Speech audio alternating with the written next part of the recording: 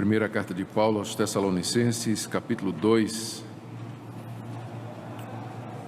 Vamos ler do verso 1 em diante. Porque vós, irmãos, sabeis pessoalmente que a nossa estada entre vós não se tornou infrutífera, mas apesar de maltratados e ultrajados em Filipos, como é do vosso conhecimento, tivemos ousada confiança em nosso Deus para vos anunciar o Evangelho de Deus em meio a muita luta. Pois a nossa exortação não procede de engano, nem de impureza, nem se baseia em dolo. Pelo contrário, visto que fomos aprovados por Deus, a ponto de nos confiar Ele o Evangelho, assim falamos, não para que agrademos a homens, e sim a Deus que prova o nosso coração. A verdade é que nunca usamos de linguagem de bajulação, como sabeis, nem de intuitos gananciosos, Deus disse a testemunha. Também jamais andamos buscando glória de homens, nem de vós, nem de outros. Embora pudéssemos, como enviados de Cristo, exigir de vós a nossa manutenção, todavia nos tornamos carinhosos entre vós, qual ama que acaricia os próprios filhos. Assim, querendo-vos muito, estávamos prontos a oferecer-vos não somente o Evangelho de Deus, mas igualmente a própria vida. Por isso que vos tornastes muito amado de nós. Porque vos recordais, irmãos, do nosso labor e fadiga, e de como noite e dia, labutando para não vivermos à custa de nenhum de vós, vos proclamamos o Evangelho de Deus.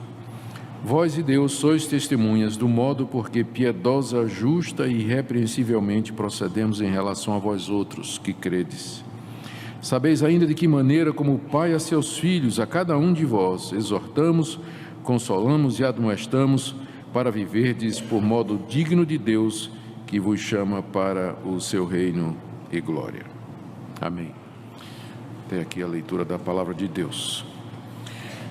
Falar sobre a integridade do pregador é falar sobre os seus motivos. Um homem íntegro é um homem que faz as coisas pelos motivos certos. E essa motivação correta, ela deve transparecer, ela deve ser clara, ela deve ser visível a todos. Um homem íntegro é alguém que faz a coisa certa, pelo motivo certo, e isso é visível, isso pode ser constatado, isso pode ser verificado. É por isso que a pessoa que é íntegra, ela desperta confiança. Os demais sabem que ela está fazendo a coisa certa pelos motivos corretos, você pode confiar nela. Integridade, portanto, é essencial para qualquer pregador do Evangelho, especialmente numa época em que as motivações dos pregadores do Evangelho estão sendo questionadas abertamente na nossa sociedade por conta de pessoas cujos motivos são evidentemente os motivos falsos para pregar o Evangelho, como ganância, por exemplo. Então, integridade é o que se exige hoje. Não somente uma boa palavra, uma exposição bíblica fiel, apegada ao texto da Escritura, mas também a questão do pregador, o seu caráter, especialmente a sua integridade.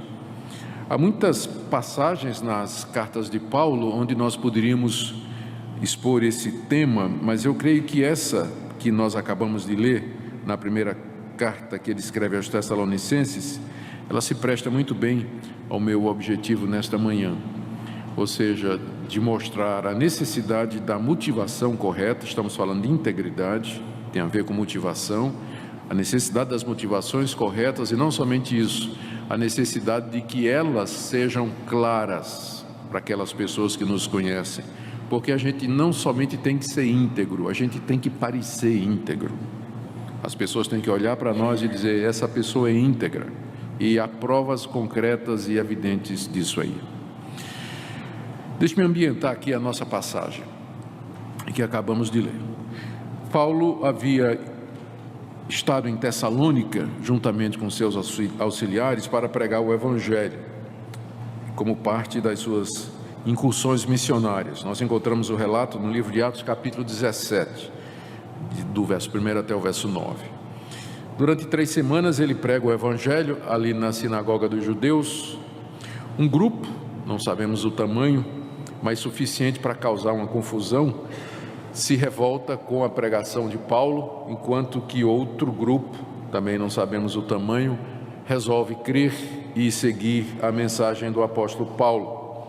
O grupo de judeus descontentes promove uma sedição, prendem Jason, que estava ligado a Paulo, arrastam-no até o tribunal, a confusão começa e os irmãos entendem que a melhor coisa é que Paulo saia dali, porque ele corre risco de vida. E Paulo então é encaminhado pelos irmãos para outro lugar e deixa atrás de si uma igreja recém-convertida, recém-plantada. Uma estimativa mais conservadora dá 3 semanas, 3 sábados, talvez um mês. Uma mais generosa diria que ele ficou ali no mínimo 2 meses. De qualquer forma, entre 1 a 3 meses é um período relativamente curto. E ele saiu por causa das perseguições, o que levantou nos convertidos questionamentos sobre sua integridade. Por que ele saiu? Quais eram as motivações então para que ele viesse aqui pregar o Evangelho? Por que nos abandonou? Paulo tentou voltar, ele nos diz isso aqui nas cartas, ele tentou voltar pelo menos 2 vezes lá para atender a igreja recém-iniciada, mas nas palavras dele, Satanás lhe barrou o caminho. Satanás lhe barrou o caminho. De uma forma que não nos é dita, a atividade satânica impediu Paulo de voltar a Tessalônica e dar continuidade ao trabalho. Mas quando Paulo não pode ir, ele pode mandar Timóteo. Pode ser que o diabo não deixe Paulo passar, mas deixa Timóteo. E Timóteo foi, varou a barreira satânica, entrou em Tessalônica, esteve com os convertidos e volta trazendo a Paulo algumas notícias. As boas ou as ruins? Ele pergunta a Paulo, né? O que é que você quer ouvir primeiro? Paulo diz, conta as boas, né? A igreja está bem, Paulo, eles amam você, estão firmes, a perseguição continua, mas eles não se desviaram, eles continuam dentro do propósito que você ensinou. Eles têm perguntas, têm dúvidas a respeito da vinda de Cristo, você não teve tempo de terminar. Eles têm dúvidas sobre outras questões, está aqui a relação. Agora, as más notícias é que corre lá essa pergunta, essa indagação a respeito das suas motivações. Você os ama de fato? Você foi levado lá por amor de Cristo mesmo? As suas intenções são íntegras, não é? Tudo isso porque você saiu durante a perseguição, por mais que eu expliquei para eles que a sua vida não poderia ser arriscada. Deus tem um plano para você, você é o apóstolo dos gentios, a hora do seu martírio não chegou, há outros campos que precisam ser evangelizados. Eu dei todas as explicações, Paulo, mas ainda assim fica sempre alguém perguntando a respeito da sua integridade como ministro do Evangelho. Paulo então escreve a primeira carta, em que ele agradece a Deus pelo bom andamento do trabalho. Ele recorda como Deus de fato abençoou o tempo que ele esteve lá, é o capítulo 1, e nos capítulos 3 e 4 ele responde algumas das questões que ainda ficaram por responder naquela igreja, e é aqui no capítulo 2, particularmente, que ele encara a questão da sua integridade, da sua motivação. E é essa passagem que eu quero ver com os irmãos. Como eu disse aqui no capítulo 1, ele relembra como o seu evangelho foi acompanhado pelo poder do Espírito Santo, iluminando, persuadindo, convertendo, especialmente o verso 5, quando ele diz: o nosso evangelho não chegou até vós tão somente em palavra, mas sobretudo em poder, no Espírito Santo e em plena convicção, assim como sabeis ter sido o nosso procedimento entre vós e por amor de vós. E os efeitos da pregação de Paulo em Tessalônica, ainda que pregação essa feita por um curto espaço de tempo, teve um impacto muito além da cidade. Ele diz aí nos versos 6 a 10, que eles se tornaram o modelo de todos os crentes daquela região, e de lá repercutiu a palavra, não só na Macedônia e na Acaia, mas por toda parte se divulgou a fé que eles tinham em Deus. Ou seja, o que nós temos aqui é o relatório de um avivamento espiritual, plantação de igreja feita à base da exposição bíblica, que produziu um efeito extraordinário. Se você voltar aqui para Atos capítulo 17, nós vemos qual foi o tipo de pregação que produziu esse efeito naquela cidade. Atos 17 diz que Paulo chega a Tessalônica, ele está acompanhado de Silas e Timóteo, e diz no verso 2: Paulo, segundo o seu costume, foi procurá-los e por 3 sábados arrazoou com eles acerca das Escrituras, expondo e demonstrando, a partir das Escrituras, ter sido necessário que o Cristo padecesse, ressurgisse dentre os mortos, e este dizia a ele: é o Cristo, Jesus, que eu vos anuncio. Lucas usa 3 verbos aqui para se referir à pregação de Paulo entre os tessalonicenses. No verso 2, Paulo arrazoou com ele, argumentou com eles, dialogou com eles, não é? Produziu argumentos e provas para convencê-los a respeito do conteúdo e do sentido das Escrituras. Depois, no verso 3, expor. O verbo na língua original significa abrir alguma coisa para revelar o seu conteúdo, né? Paulo abriu as Escrituras para ele. Foi no Antigo Testamento, foi nos Salmos, tudo aquilo que o pastor Brian falou, tudo aquilo que no Antigo Testamento nos prepara ou nos aponta ou explicitamente nos descreve a vinda de Cristo. Paulo fez todo o dever de casa certinho, né? Expôs a Escritura do Antigo Testamento e ainda no verso 3, e demonstrou. A demonstração seria alguma coisa do tipo: isso que você está vendo aqui no Antigo Testamento, é isso que aconteceu na vida de Jesus Cristo. Ele demonstra como a vida de Cristo, a sua obra e seu ensino cumpre tudo aquilo que o Antigo Testamento já prefigurava a respeito dele. Esse tipo de exposição que teve esse efeito naquela cidade e que persuadiu aquelas pessoas.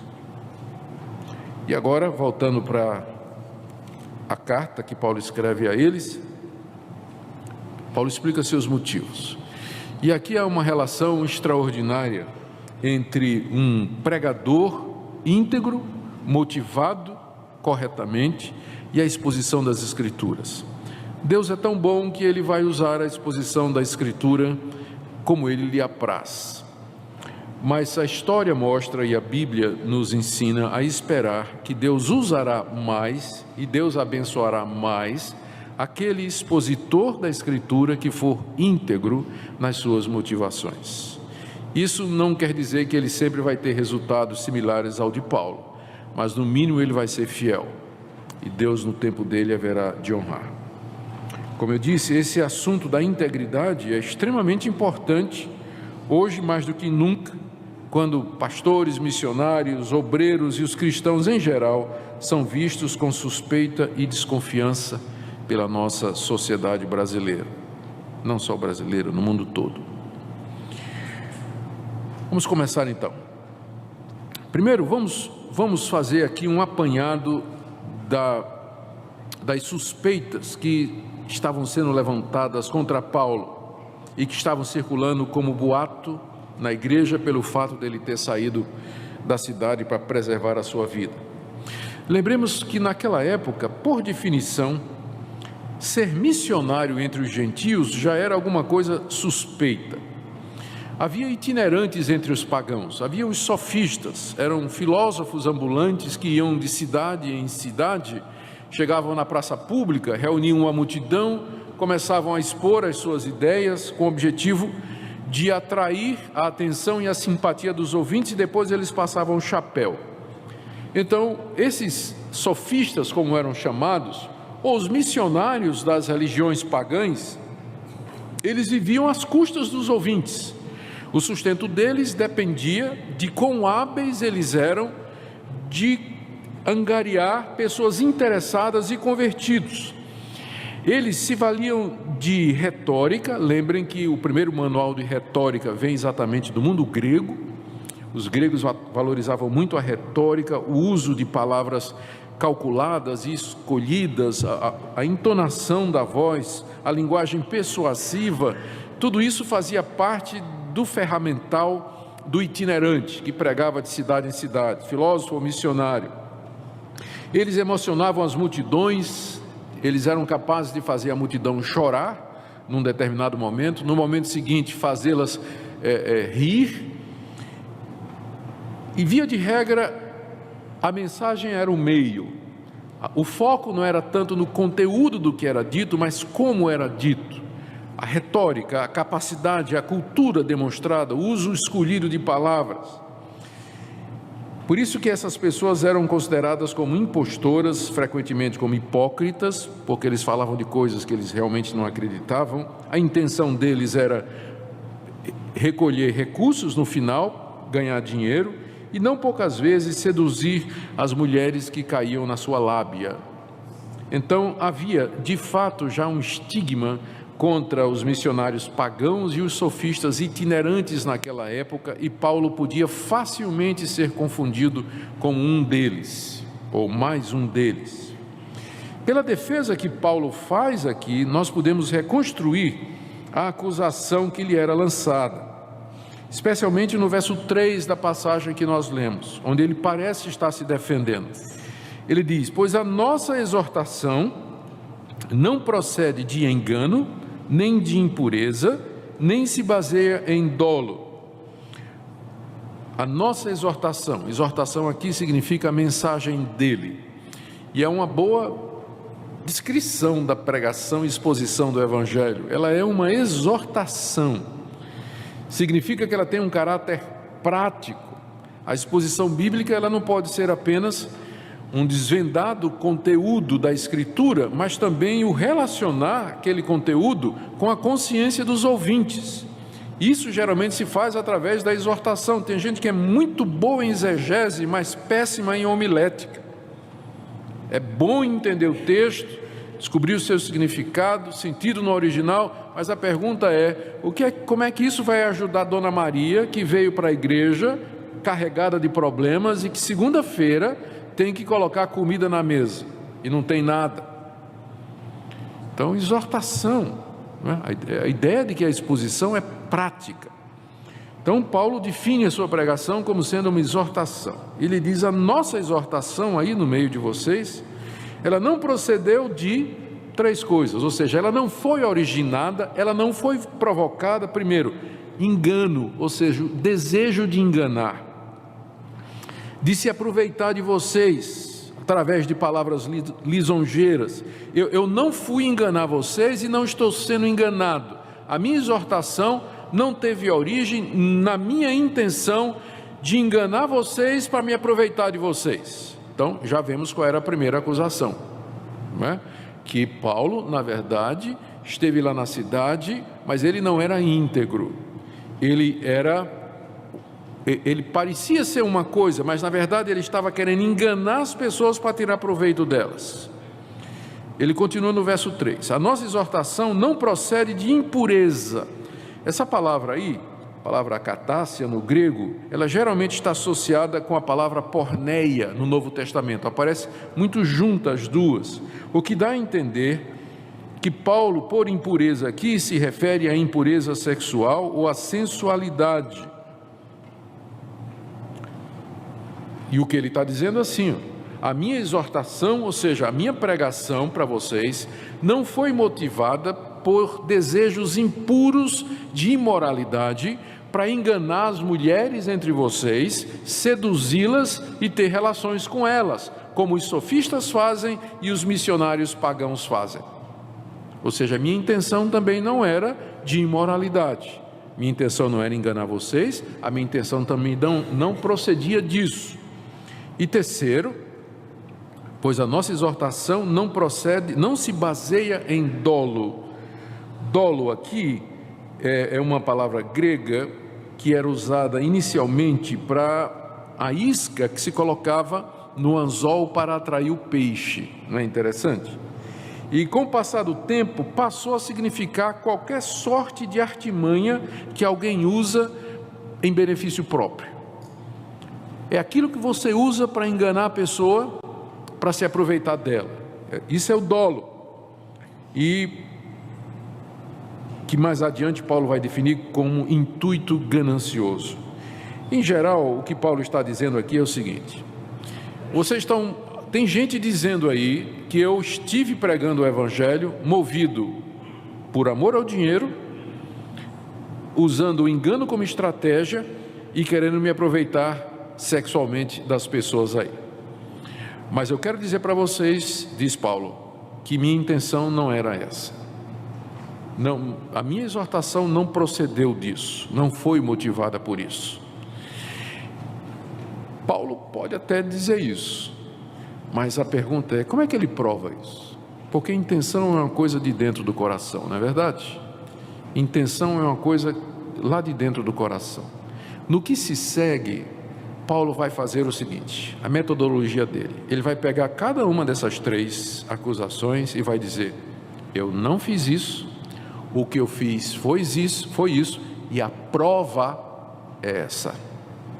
Ele vai dar provas da sua intenção, porque, como eu disse, integridade não é só uma questão de motivação, mas uma motivação que pode ser demonstrada, visível. Você não somente tem que ser íntegro, você tem que parecer íntegro. As pessoas têm que olhar para você e saber, de fato, eu tenho toda a prova aqui de que ele é íntegro mesmo. E é o que ele vai fazer em seguida. Essas 3 acusações, elas continuam sendo as acusações que se fazem hoje contra os pastores e os pregadores do Evangelho. As pessoas olham para os líderes evangélicos e dizem, ele está motivado por dinheiro, ele está se deitando com as mulheres da igreja, deve estar tendo casa aí com várias mulheres na igreja, e ele está usando engano para conseguir estas coisas, ele engana as pessoas, ele não é o que parece. São as mesmas acusações. Bate com que aquela famosa declaração, né, das 3 barras que derrubam qualquer pastor, a barra do ouro, a barra da saia e o conhaque de alcatrão de São João da Barra, né? Paulo só faltou mencionar a bebida aqui, né? O conhaque de São João da Barra, mas as outras 2 barras estão aqui, e que sempre está no caminho do pregador, não é?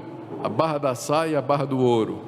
Então, Paulo está se defendendo dessas acusações antiquíssimas que continuam a ser levantadas hoje contra os pastores. E o problema é, ser íntegro é você viver de uma maneira que ninguém pode lhe acusar disso.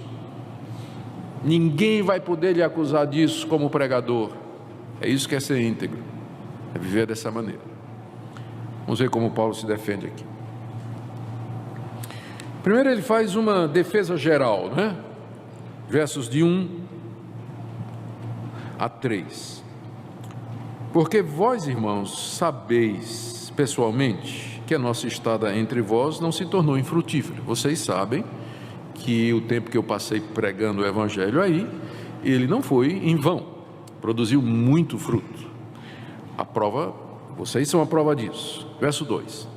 Apesar de maltratados e ultrajados em Filipos, como é do vosso conhecimento, tivemos ousada confiança em nosso Deus para vos anunciar o Evangelho de Deus em meio a muita luta. O que é que ele está dizendo aqui? Ele já está começando a se defender. Ele disse, olha, antes de eu chegar em Tessalônica, eu fui pregar o Evangelho em Filipos. E o que é que aconteceu lá? Eu fui preso porque expulsei um demônio de adivinhação de uma moça, e fizeram um tumulto lá e me prenderam. Eu fui chicoteado, eu fui preso sendo cidadão romano, não me deram direito de defesa, finalmente quando me soltaram, me expulsaram da cidade. Isso era bastante. Se eu tinha motivos errados, se eu estava nesse negócio por causa de dinheiro, a hora de eu ter caído fora do ministério era em Filipos. Apanhei, fui preso, não tive direito de defesa, meu nome foi jogado na lama. Se eu fosse um mercenário, eu já tinha caído fora em Filipos. Mas o que foi que eu fiz? Eu não desisti não, eu vim para Tessalônica, eu vim para cá. Vocês acham que uma pessoa que não tem integridade faria isso? O mercenário tinha acabado com esse, eu vou achar outro meio de ganhar a vida, porque esse aqui não dá não. Viver levando chibatada para ganhar a vida? De jeito nenhum. Se eu fosse um mercenário, eu já tinha caído fora do ministério em Filipos. Mas apesar de ter sido maltratado, como vocês sabem, ainda assim verso 2. Tivemos ousada confiança em nosso Deus para vos anunciar o Evangelho de Deus em meio a muita luta. A luta aqui não é luta interior, não, é luta exterior mesmo, contra os inimigos, contra os perseguidores. Que falso profeta faz isso? Que mercenário faz isso? O mercenário quer a vida fácil. O pastor, o pregador, movido por intenções erradas, ele não subsiste a uma provação desse tipo. Quando vem a perseguição, quando vem o obstáculo, quando vem a adversidade, via de regra ele vai procurar outro caminho mais fácil para ele ganhar a sua vida. Mas aquele que é motivado pelas coisas certas, ele não desiste em Filipos.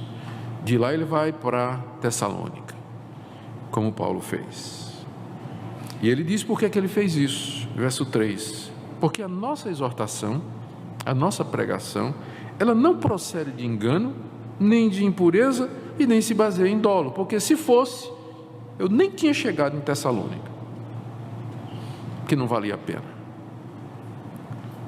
Bom, essa é a defesa geral. Agora ele entra nos particulares. Primeiro, a questão do engano, versos de 4 a 5.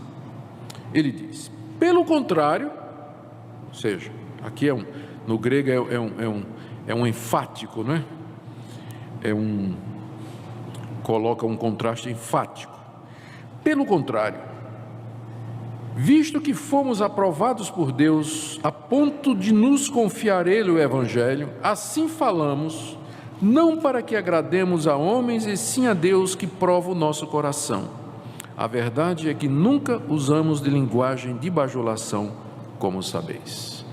O que ele faz aqui é dizer para eles que o alvo dele no ministério é agradar a Deus. Ele foi para Tessalônica porque o alvo dele é agradar a Deus. Esse é o alvo supremo, não somente do pregador, mas é o alvo supremo do cristão, viver para a glória de Deus. Só lhe deu glória, um dos lemas da reforma. Se é do cristão, muito mais do ministro. E é essa motivação que coloca todo o ministério em perspectiva. Quando nós pregamos para agradar a Deus. Quando nós expomos a Escritura, fazemos pelo mesmo motivo. Por isso, nós não vivemos pelos resultados e pelos elogios humanos.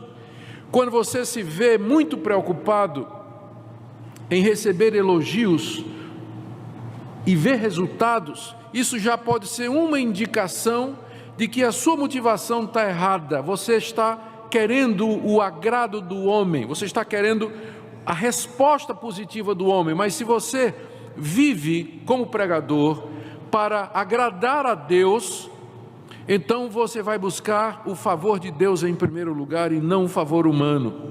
Muitos de nós desanimamos porque não tem elogio, não tem gente dando um tapinha nas costas e dizendo que o sermão foi bom, você não vê tantos resultados assim. Eu sei, era bom que sempre fosse assim, mas isso nem sempre tem. Mas se você vive para agradar a Deus, estas coisas vão ser lançadas para uma perspectiva secundária. Agradar a Deus vai ser o foco do seu ministério. E essa motivação, ela não pode vir da carne. Um pregador cujo anseio de fato é agradar a Deus, ele está sendo levado pelo Espírito Santo, porque a carne não quer agradar a Deus. A nossa natureza humana, ela não quer agradar a Deus, ela é cheia de temores humanos, de respeitos humanos, ela procura a aprovação do seu semelhante, mas viver para a glória de Deus e para agradá-lo em tudo, isso é realmente uma obra profunda do Espírito Santo no nosso coração. Eu prego para agradar a Deus, diz o apóstolo Paulo, não para agradar os homens. Ele coloca negativamente, porque para ele, se ele pregasse para agradar os homens, isso significaria completa desqualificação, como ele diz lá em Gálatas capítulo 1, 10. Se eu quiser agradar os homens, não seria ministro de Cristo. E aqui no texto ele diz que seria trair a confiança de Deus, porque Deus o havia testado e aprovado. Ele diz isso 2 vezes. Veja como ele diz no verso 4: pelo contrário, visto que fomos aprovados por Deus a ponto de nos confiar a Ele o Evangelho, assim falamos, não para que agrademos a homens, e sim a Deus que prova o nosso coração. O verbo provar, que aparece no fim do verso 4, é o mesmo verbo que aparece no início do verso 4, que é o verbo dokimazo, que significa, é o verbo que era usado para provar ou testar a pureza de materiais pelo fogo. Deus havia testado o apóstolo Paulo, havia provado o coração de Paulo, havia aprovado Paulo como ministro do Evangelho. Portanto, a intenção de Paulo era agradar a Deus. Porque Deus lhe havia confiado o Evangelho. Se ele fosse agradar os homens, ele estaria traindo a confiança de Deus. Ele estaria traindo a confiança de Deus, porque Deus confiou-lhe o Evangelho, depois de haver provado as suas intenções e o seu coração. Ele é o ministro de Deus, encarregado de pregar a palavra de Deus em verdade, doa em quem doer, ofenda quem ofender. A função dele é ser um mordomo fiel dos mistérios de Deus, dispenseiro fiel dos mistérios de Deus. 1 Coríntios 4:2, ele diz isso: o que se requer do dispenseiro é que seja encontrado fiel. Então, a minha motivação, diz o apóstolo Paulo, não era agradar vocês, para obter de vocês algum favor, mas era agradar a Deus, porque a minha lealdade é para Ele. Foi Ele que me confiou o Evangelho. Ele me confiou o Evangelho. Mas qual é a prova concreta disso? Tá, Paulo, você está dizendo isso. Qualquer um pode dizer isso. Qual é a prova que você nos dá disso? Início do verso 5. A verdade é que nunca usamos de linguagem de bajulação, como sabeis. Vocês querem a prova de que minha intenção nunca foi agradar vocês? Eu nunca usei linguagem de bajulação. O que é linguagem de bajulação? Essa palavra só aparece aqui, esse termo só aparece aqui no Novo Testamento. E sempre, quando é usado no grego clássico ou no grego koiné, é com a ideia de enganar. Significa você se submeter a alguém para obter algum proveito, usar de cumprimentos e palavras e lisonjas para agradar, lisonjear com o propósito de iludir. É você bajular a pessoa, é você deixar de dizer a verdade para aquela pessoa. Paulo pergunta a eles: digam quando foi que eu usei de palavras lisonjeiras, do tipo assim: não, vocês vão tudo para o céu, vocês são maravilhosos, Deus vai dar bênção a vocês, Deus vai fazer vocês prosperar, olha, Deus já decretou a vitória, vocês são maravilhosos, já está tudo decretado, determinado, Deus é bom, olha, vocês são um povo maravilhoso, não é? Um povo lindo, um povo bonito, não é? Eu até gosto de piqui também, olha, estou aqui, gosto de piqui, já estou começando a gostar, tá certo? Já estou começando a gostar de piqui, povo maravilhoso, só bênção, só bênção, só bênção.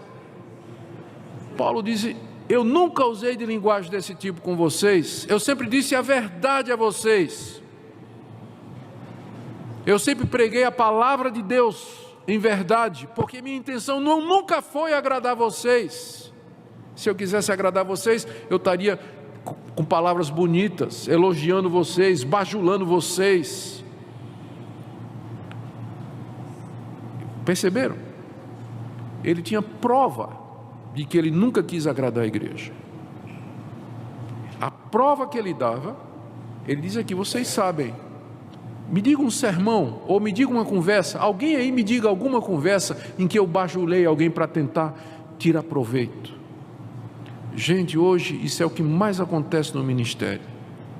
Para manter a igreja cheia, ou para encher a igreja, pastores, eles desenvolvem uma técnica de bajulação, de lisonjear, que eles vão dizer que é positivo, né? Tem que pensar positivo, você tem que afirmar, né? Tem que afirmar. E eu sei que existe um sentido em que isso é verdade. Nós não podemos ficar batendo, né? O tempo todo dizendo: você é um pecador miserável, feio e vai para o inferno, né? O seu roedor de piqui. Nós não podemos estar fazendo esse tipo de coisa o tempo todo. Não podemos fazer isso. Tá certo? Mas o pregador íntegro, cuja motivação é agradar a Deus, ele vai pregar todo o conselho de Deus. Ele vai colocar o dedo na ferida. E ele vai dizer, isso aqui está errado, isso tem que mudar. Não é dessa forma, você precisa se arrepender, a igreja precisa mudar. Se não fizer isso, a ira de Deus vem sobre vocês, o castigo de Deus vem sobre vocês. Por isso que Paulo chama a sua pregação de exortação. Estava querendo agradar homens. Mas hoje em dia você encontra pastores que são verdadeiros animadores de auditório. A ideia é manter o espetáculo caminhando, todo mundo feliz, todo mundo satisfeito. Nenhuma palavra sobre o casal que está vivendo em adultério, os namorados que estão transando e não são casados, os irmãos da igreja que estão enganando os outros financeiramente. Nenhuma palavra. De jeito nenhum, não vamos mexer nisso não, deixa quieto. Vamos falar só do que é bom. Não. Esse homem não é íntegro. A motivação dele é falsa. Porque se ele quer agradar a Deus, ele vai dizer à igreja o que é que Deus pensa dela, como é que Deus a vê e o que é que Deus espera da igreja. Então, primeira resposta de Paulo: a minha exortação não procede de engano. Eu estaria enganando vocês se eu pregasse para agradar vocês, e vocês sabem disso, vocês são prova disso, porque eu nunca usei de palavra lisonjeira. Segunda defesa dele, com relação a dolo, ele inverte a ordem aqui, né? Ele deixou a impureza por fim. Ele diz no final do verso 5: também não usei de intuitos gananciosos. Deus disse a testemunha: também jamais andamos buscando glória de homens, nem de vós, nem de outros, embora pudéssemos, como enviados de Cristo, exigir de vós a nossa manutenção. Todavia nos tornamos carinhosos entre vós, qual ama que acaricia os próprios filhos. Assim, querendo-vos muito, estávamos prontos a oferecer-vos não somente o Evangelho de Deus, mas igualmente a própria vida, por isso que vos tornastes muito amados de nós. Aqui ele responde à acusação de que ele tinha intuitos gananciosos, o dolo. A palavra intuito, que aparece aí no verso 5, é uma palavra grega que significa utilizar alguma coisa para disfarçar suas reais intenções. Jesus usou essa palavra em Mateus 23:14, quando ele diz que os fariseus usam longas orações como pretexto para devorar a casa da viúva. A palavra pretexto lá é a mesma palavra intuito aqui. É alguma coisa que você usa para disfarçar suas reais intenções. No caso dos fariseus, as longas orações era o pretexto para ele tirar dinheiro da viúva. Chegava na casa da viúva sofrendo, pobre, dizia: minha irmã, eu vou orar pela senhora, mas o seu caso é grave, a oração vai ter que ser um pouco mais longa. Então, nesse caso, a senhora vai ter que pagar um pouquinho mais, porque eu vou orar um pouquinho mais, né? Então, fazia longas orações, sob pretexto de piedade, de abençoar a irmã, mas na verdade a intenção era pegar o dinheiro dela. Isso é um intuito ganancioso no ministério. Você desenvolver técnicas ou métodos usando o Evangelho e a piedade, quando na verdade o seu alvo é auferir vantagem financeira. O que ele está dizendo aqui é: eu nunca usei a minha mensagem como uma máscara para ocultar meus propósitos gananciosos. E ele diz no final do verso 5, Deus é testemunha. Tudo bem, você pode dizer isso, Paulo, que seu intuito não era tirar dinheiro do pessoal, e você pode dizer que Deus é testemunha, mas Deus é testemunha, mas Ele não vai aparecer aqui para testemunhar que isso é verdade. E aí no que se segue, Paulo diz, vocês também são testemunhas, e eu vou dar prova para vocês da integridade da minha motivação. Eu, quando estive aí, eu não pedi um tostão a vocês, eu nem quis salário de vocês. Na verdade, eu trabalhei quando eu estive aí em Tessalônica.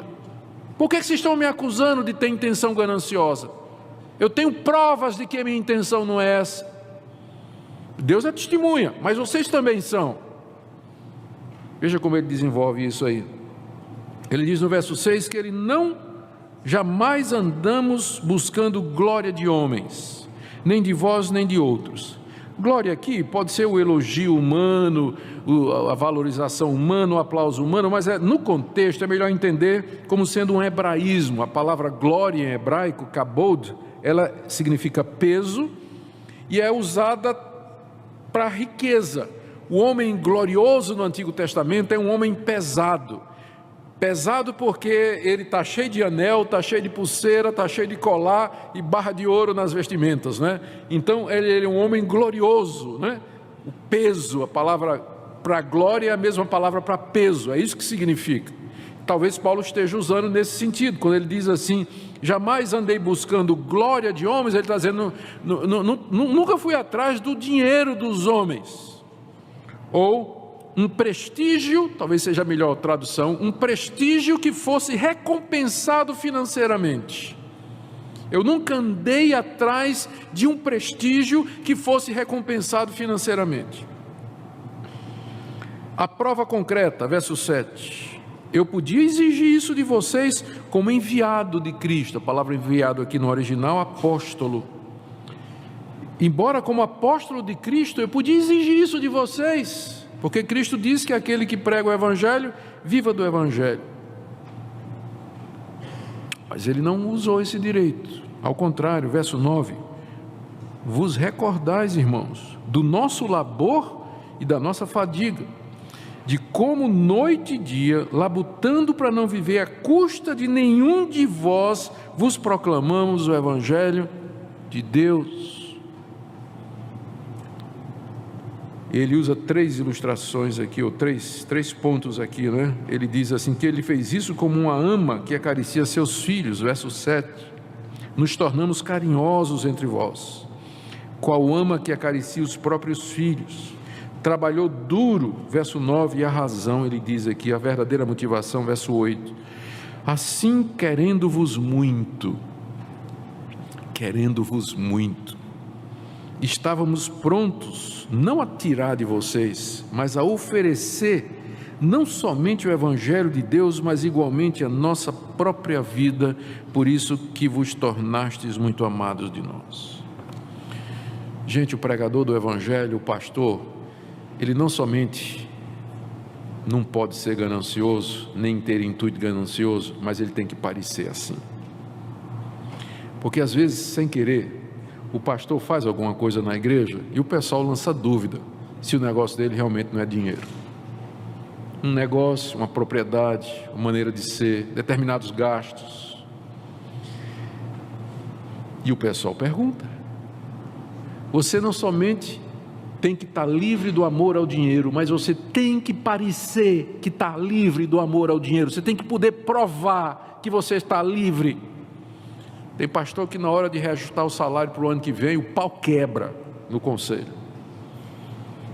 porque ele tem exigência, e às vezes não é só o que ele precisa não, é muito mais. Não estou dizendo que o pastor tem que ser pobre, eu acho que o pastor tem que ter o suficiente para viver uma vida digna, tranquila, para que ele possa se dedicar ao serviço do Evangelho, sem ficar pensando como é que ele vai dar de comer a família dele no dia seguinte. E tem igreja que trata muito mal os seus pastores, está errado também, mas ele não pode ser um homem ganancioso, pregador do Evangelho, porque eles vão dizer, as pessoas vão dizer que que ele faz o que faz, mas a intenção dele no final é o lucro. O ministério é bico, ele só entrou no ministério porque não passou no vestibular, não deu para mais nada na vida. Não deu para mais nada. O que é que eu vou ser então? Não deu para nada na vida. Não passei no vestibular de medicina, letras, jornalismo. O que eu vou fazer? O vestibular de seminário é mais fácil. Não deu para nada na vida, vai ser seminarista. Acho que devia botar uma regra que só devíamos aceitar no seminário quem passasse no vestibular de alguma universidade séria. Aí vem para o seminário, para provar que você não está vindo porque não deu para mais nada na vida. Porque dá para ver. Vocês sabem o que eu estou dizendo é verdade. Sabe quando é que essa verdade aparece? Quando ele começa a pastorear a igreja. Aí você vai ver a real intenção dele. A média hoje na IPB de pastor ficar em igreja é 2 anos e meio. Se um pastor consegue ficar numa igreja de 2 anos e meio, já é considerado assim, tempo grande, né? Porque briga, e via de regra a questão é dinheiro mesmo, motivação, falta de integridade, falta de caráter. A gente não somente tem que ser livre de intuito ganancioso, mas a gente tem que dar prova disso no dia a dia. Há circunstâncias em que, como Paulo, o caminho é fazer tenda mesmo. Arruma um emprego, meu irmão. Você não tem um bacharel em teologia? Vá dar aula, vá ensinar filosofia, vá vender enciclopédia, né? Hoje em dia ninguém faz mais isso, que ninguém compra mais enciclopédia depois que o Google apareceu, né?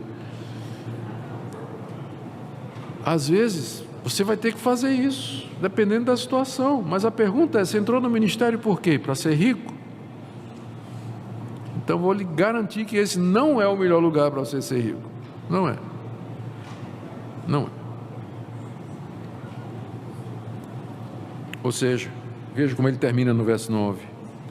Vocês se recordam, vocês sabem que quando eu estive aí, eu procedi dessa forma. Eu tinha o direito, mas eu nem exigi esse direito, e ao contrário, eu fui trabalhar para me sustentar. Última acusação de Paulo, contra Paulo, que ele se defende, era a questão de desejos sexuais. Verso 10. Embora não esteja mencionado explicitamente, mas é quase que o contexto exige nessa sequência. Ele diz: verso 10, vós e Deus sois testemunhas do modo porque piedosa, justa e irrepreensivelmente procedemos em relação a vós outros que creem. Eu penso que aqui ele está rebatendo a terceira acusação, que era de impureza sexual, de que ele ia nas cidades e começava igrejas porque ele queria depois se aproveitar sexualmente das mulheres da igreja. O ambiente em Tessalônica favorecia esse tipo de interpretação. Era lá na cidade que tinha o templo dedicado à famosa deusa Cabiri. Era um culto pagão muito semelhante ao culto à deusa Afrodite em Corinto. E os missionários dessas religiões de Cabiri e Afrodite frequentemente faziam uma separação entre vida moral e a religião em si, e as sacerdotisas de Cabiri e as sacerdotisas de Afrodite eram prostitutas cultuais.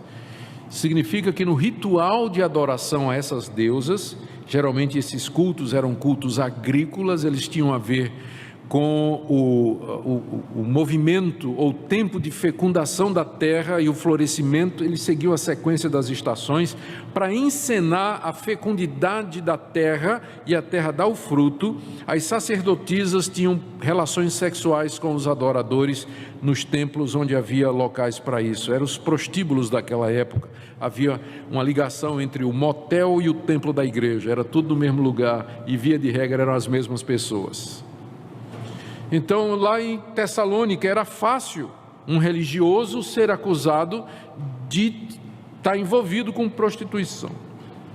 Paulo nega que a sensualidade era a sua motivação. Ele diz no verso 10, que vocês sabem de que maneira piedosa, justa e irrepreensível procedemos em relação a vós outros que credes. Ele usa aqui, para descrever sua conduta, 3 adjetivos, 3 advérbios, na verdade, porque estão qualificando aí o verbo proceder.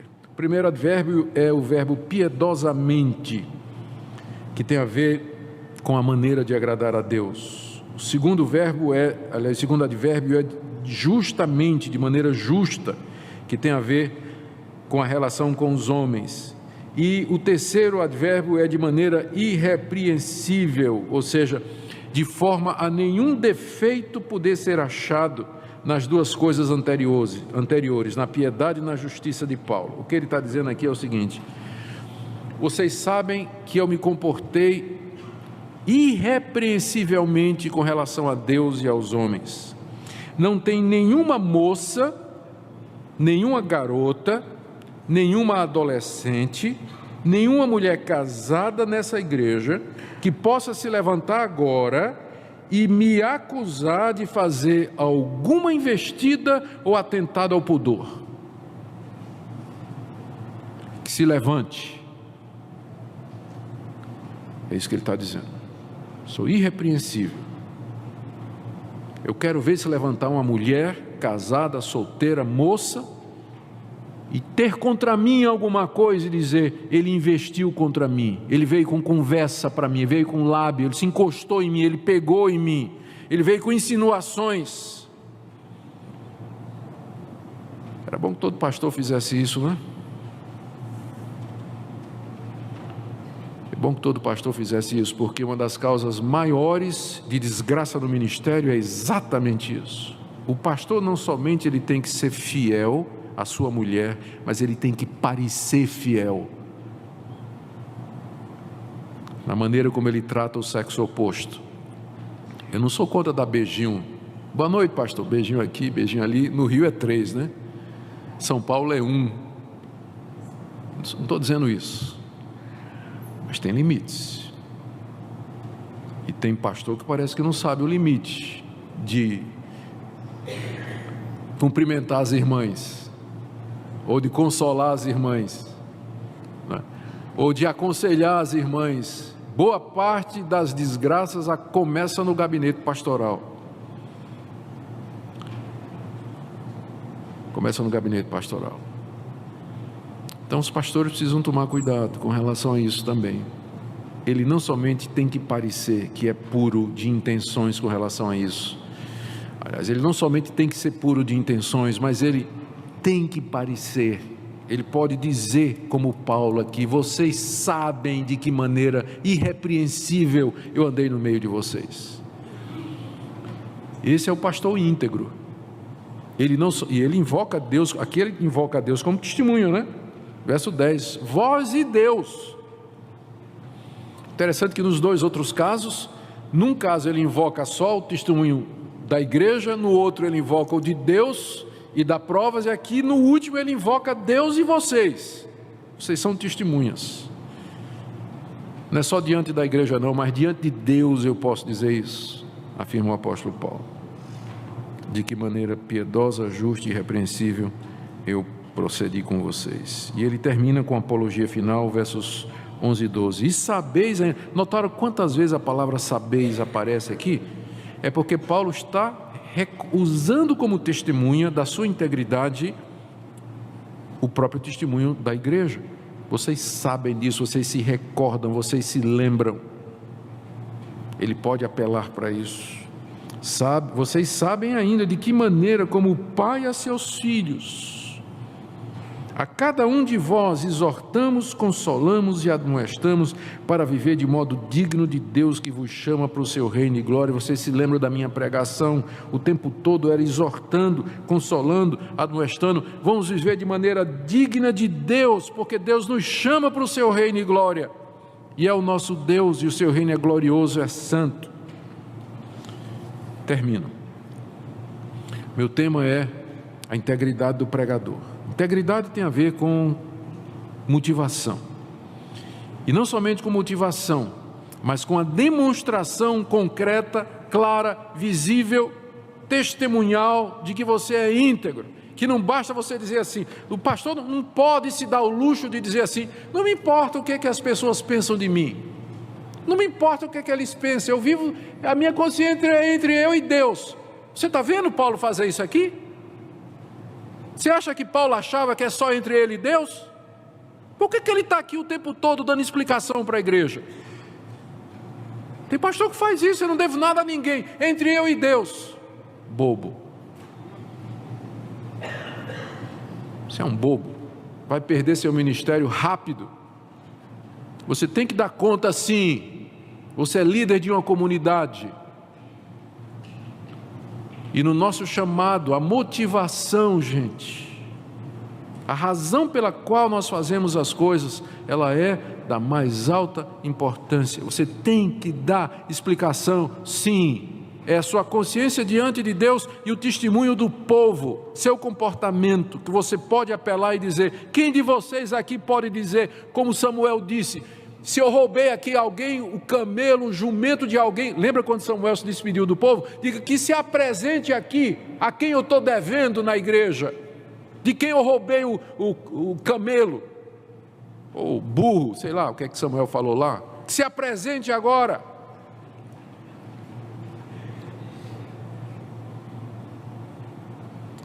Por isso que eu queria terminar exortando, meus irmãos, primeiro, a um exame de consciência e de coração, com relação aos motivos e intenções pelos quais nós estamos no ministério.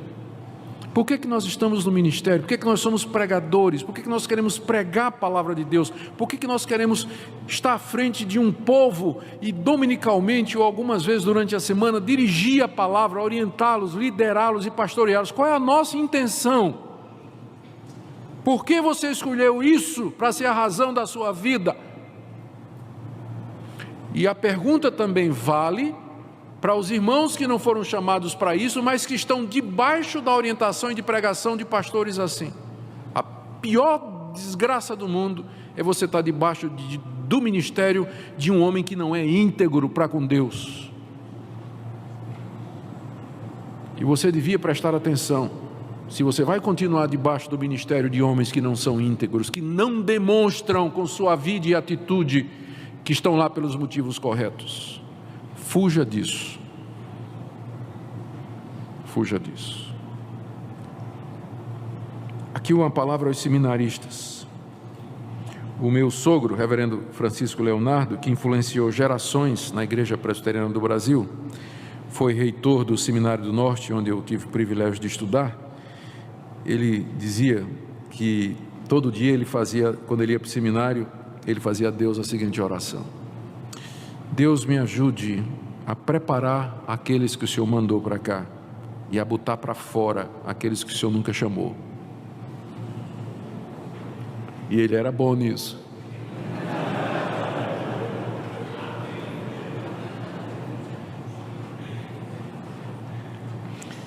A minha turma, quando começamos, nós éramos 40 no primeiro ano.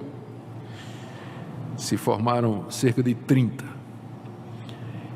Foi bom que 10 entenderam que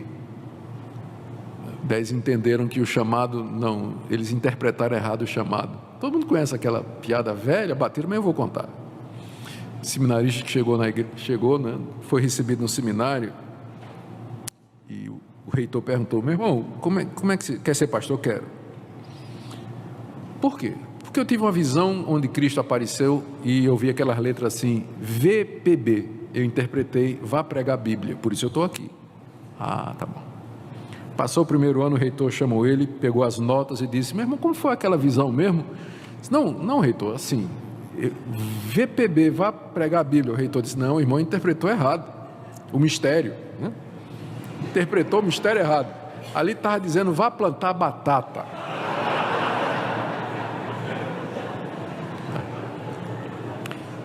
Então, tem tempo ainda, viu, meu irmão?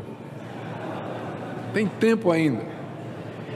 Você não tem que entrar no ministério se você não está convencido plenamente disso aí. Mas precisamos ter a consciência tranquila de que estamos pelo motivo correto.